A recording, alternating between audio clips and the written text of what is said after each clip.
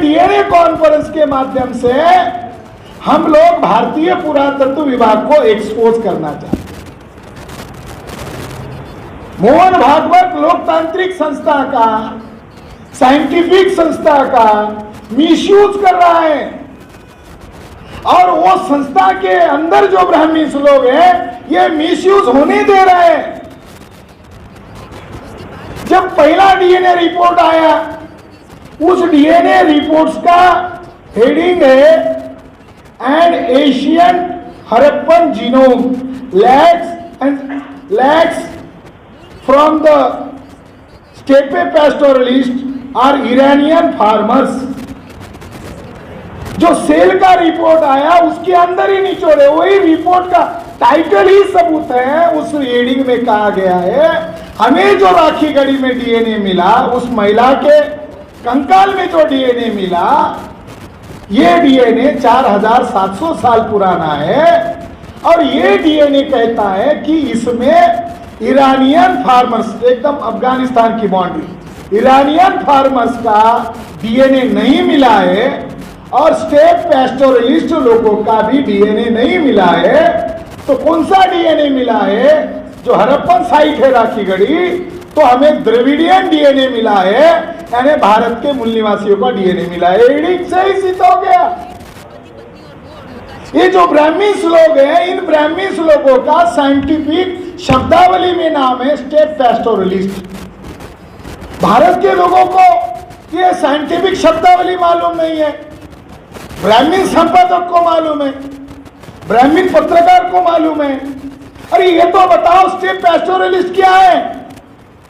इसका देशी भाषा में अर्थ होता है जंगली। स्टेप पैस्टोरलिस्ट मतलब अविकसित लोग, असभ्य लोग, जंगली लोग। ये जंगली है साइंटिस्ट भी, साइंटिफिक भाषा में, जिन्होंने किसी भी कल्चर का निर्माण नहीं किया। तो इस रिपोर्ट में यह सिद्ध हो गया कि यहां ब्राह्मणों का डीएनए नहीं मिला। वो 18 पेज के डीएनए रिपोर्ट में कहीं पर भी वैदिक शब्द नहीं है, कहीं पर भी ब्राह्मण मूल निवासी ऐसा शब्द नहीं है। तो ब्राह्मी लोगों ने सोचा इनमें से कुछ चालाक लोग इसकी व्याख्या करेंगे, अपने समाज को बताएंगे। तो ब्राह्मी लोगों ने उस समय एक किंवदंती वाली नई कथा प्रचारित की थी कि भाई आपको तो मालूम है, आर्य आए मालूम है, मगर गए आपको मालूम नहीं है। हमको इस रिपोर्ट से पता चला कि ये ब्राह्मी लोग यहाँ से भटक गए थे, बाहर गए थे, आए जरूर है, वो ईसा पूर्व 2000 में आए, मगर यहाँ से गए थे आपको मालूम नहीं। ऐसा इस रिपोर्ट में कहीं पर भी नहीं लिखा है। साथियों, 2019 में जो रिपोर्ट आया, उस रिपोर्ट को एक तरफा छापा गया, मगर 2019 में जो रिपोर्ट आया 16-17 एक्सपर्ट्स लोग और डीएनए साइंटिस्ट में नंबर 1 का, जो अभी डीएनए साइंटिस्ट का नंबर 1 का आदमी है वर्ल्ड में, उस आदमी का नाम है रिच डेविड। और रिच डेविड ने इन ब्राह्मी लोगों के बारे में एक्सपोज कर दिया 2017 में ही। उसने दुनिया के डीएनए रिपोर्ट्स पर एक बड़ी किताब लिखी जिसका नाम है who we are and how got here.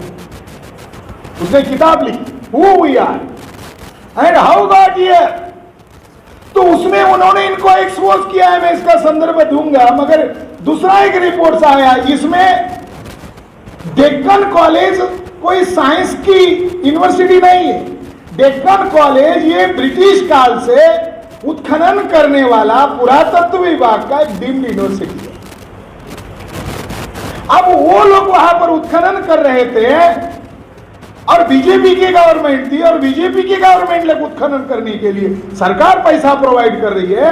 तो सरकार को लगा अगर ये पूरा एक्सपोज हो जाएगा डेमोक्रेसी के अनुसार तो खतरा हो सकता है। उन्होंने आग्रह किया कि इसको हेड बनाओ, और दुनिया में 2019 के पहले लगभग 523 डीएनए सैंपल पर एशिया और वर्ल्ड के अंदर के अलग अलग भूभाग पर डीएनए का संशोधन कर रहे थे 92 साइंटिस्ट। और उस दरमियान राखीगढ़ी का भी उत्खनन हुआ था, मगर राखीगढ़ी का डीएनए सबसे प्राचीन मिला और जो दुनिया में हो रहे थे वो थोड़े एडवांस में मिले थे, लेटेस्ट पीरियड में मिले थे। तो खास बात मैं आपको बता रहा हूं कि शिंदे राखीगढ़ी में भी था और जो 92 साइंटिस्ट लोग काम कर रहे थे उसमें एज आर्कोलॉजिस्ट, भाई इधर भी तो इधर भी रखते उसको, तो उधर भी इसको रखा। 92 साइंटिस्ट लोगों की टीम में भी शामिल था, जिसमें निक पैटरसन थे, जिसमें रिच डेविड साहब थे और एक लास्ट में मेंबर था। उस रिपोर्ट का नाम है the formation of human population in south and central Asia. इसका अर्थ होता है दक्षिण और मध्य एशिया की आनुवांशिक संरचना। यह रिपोर्ट में क्या बताया गया? यह रिपोर्ट 31 मार्च 2018 को प्रकाशित हुआ ग्लोबल लेवल पर दुनिया में।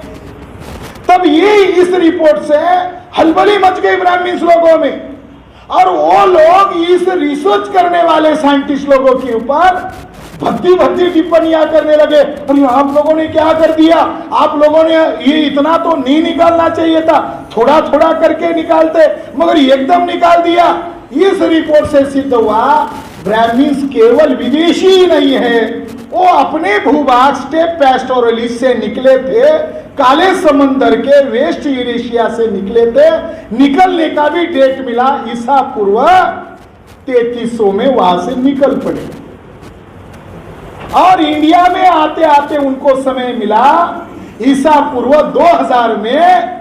तो ये 1000 साल का 1300 साल का जो गैप है, अब साइंटिस्ट लोगों के लिए सवाल हुआ ये 1300 साल में इन्होंने क्या क्या सत्यानाश किया। तो इन्होंने कहा एक जत्थे के साथ जत्थे खैबर खिंड से इंडिया में आए और जत्थे से जत्थे यूरोपियन कंट्रीज में वो चले गए। उधर इतना सिविलाइजेशन 5000 6000 साल पहले नहीं था।